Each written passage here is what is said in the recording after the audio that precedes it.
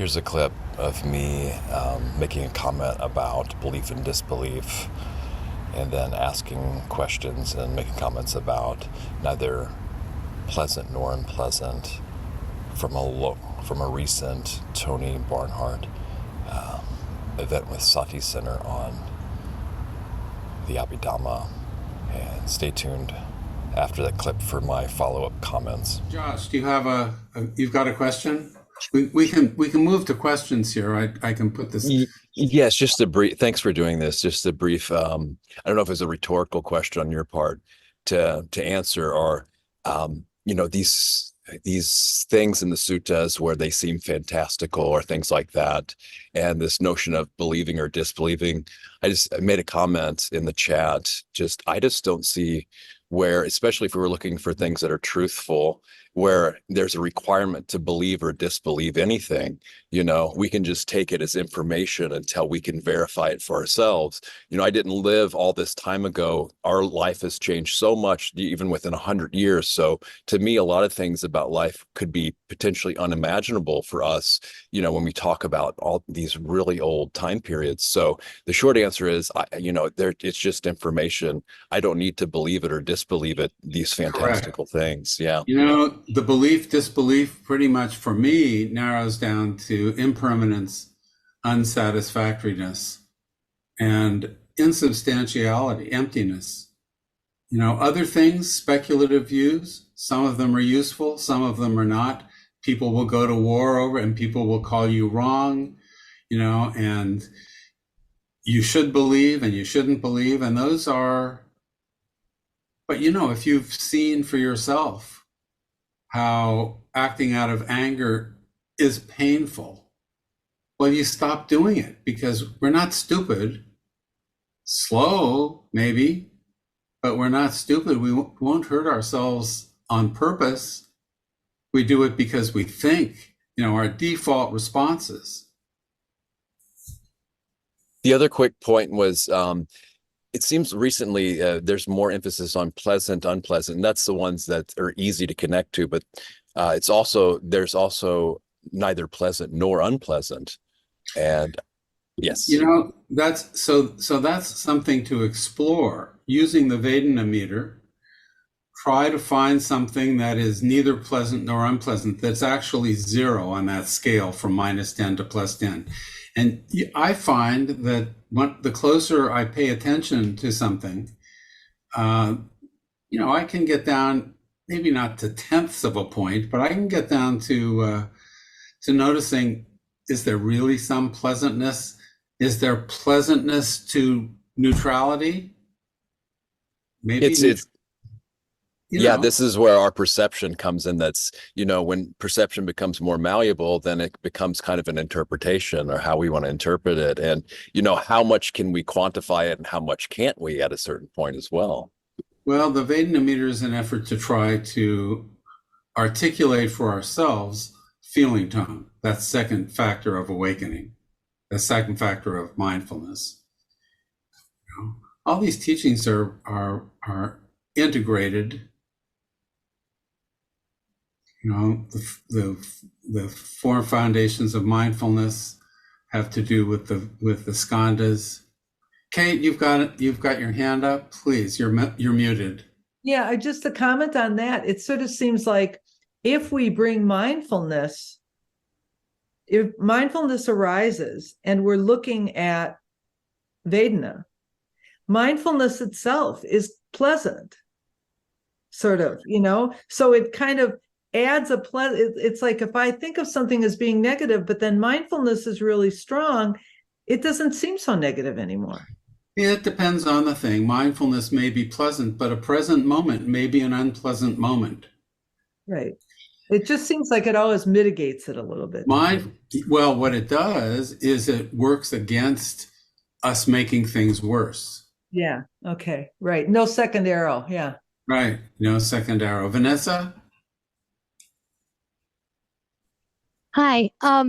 About the neither painful nor pleasant feeling, I was wondering if you could say something about something I read about it. It says neither painful nor pleasant feeling is pleasant in virtue of knowledge and painful in virtue of want of knowledge.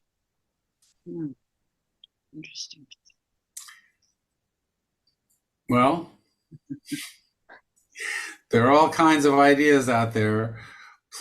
Neither pleasant nor unpleasant seems to me to be perhaps a point on a line.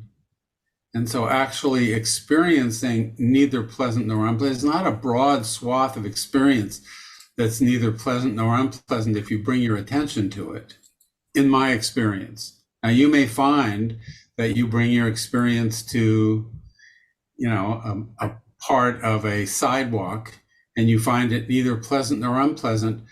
But if you start looking more at your experience, you'll notice the textures of the sidewalk. It's bright, maybe it's uncomfortable for your eyes. Maybe you notice stuff on the sidewalk that makes you cringe. Pleasant and unpleasant are constantly changing. And that's why equanimity, tatra macha tata, is a balancing act. It's a skill to develop. And we may not be able to do it as well as we can later on. So when it comes to vedanā, neither pleasant nor unpleasant, a few things come up in my experience, where I'm at now on the path.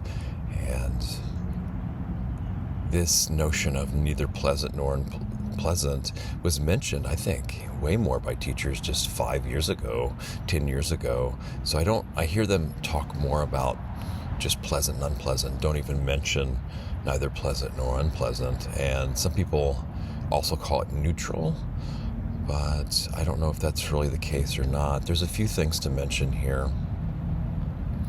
Neither pleasant nor unpleasant. When we're paying attention to the whole body in meditation, and excuse me to close my eyes here so I can tune in more, depending on what we're paying attention to, if we're just paying attention to the breath at the nose starting off, well, then we're missing a lot of the experience in the body, just that. So what's going on in the body, if we're just paying attention to that, is it pleasant, unpleasant, neither pleasant nor unpleasant? Well, it's hard to tell. It's like the old Zen saying, if a tree falls in the woods and there's no one around to hear it, did it even fall or whatever? And the answer is, I guess I don't know. Also, we can bring the awareness to something that we don't pay attention to a lot. Let's just say the teeth. And maybe not a lot of people will feel their teeth regularly. And so we tune into that and how that feels. Well, it seems like on a gross level, right at first in my experience, there's not much sensation going on there, not much pleasantness or unpleasantness, as long as I don't have a toothache, right? And then on a gross level, it seems like, yeah, it is not really pleasant or unpleasant, but if we pay attention more, then we can start feeling, or I can start feeling different sensations. And these sensations are momentary, like Tony says, but also pleasant and unpleasant are momentary as well. I can have pleasant and unpleasant at the same time in the body, and it can be changing very rapidly, these sensations. Now, when a sensation is new, or like there's a different vibratory rate, or maybe it's pulsing differently, or tingling in a way that I haven't felt before, then maybe perception has a lot to do with this, to kind of fill in the gaps and say, okay, wait a second here, this is different, I don't know what to make of this. Some people, I guess, will jump right away to, I don't know what this is, so it's unpleasant. Some people that are seeking new experiences might be, ooh, this is great, this is new, I don't know what this is, so it must be pleasant. So I think perception has a lot to do with these as well. When the mind settles down a lot, and there's not a lot of chatter and a lot of a charge, emotional charge or energetic charge to sensations, then I know in my experience too, over the years, what I would once immediately be reactive to as, oh, this is pleasant, oh, this sucks, this is unpleasant, a lot of that has gone away.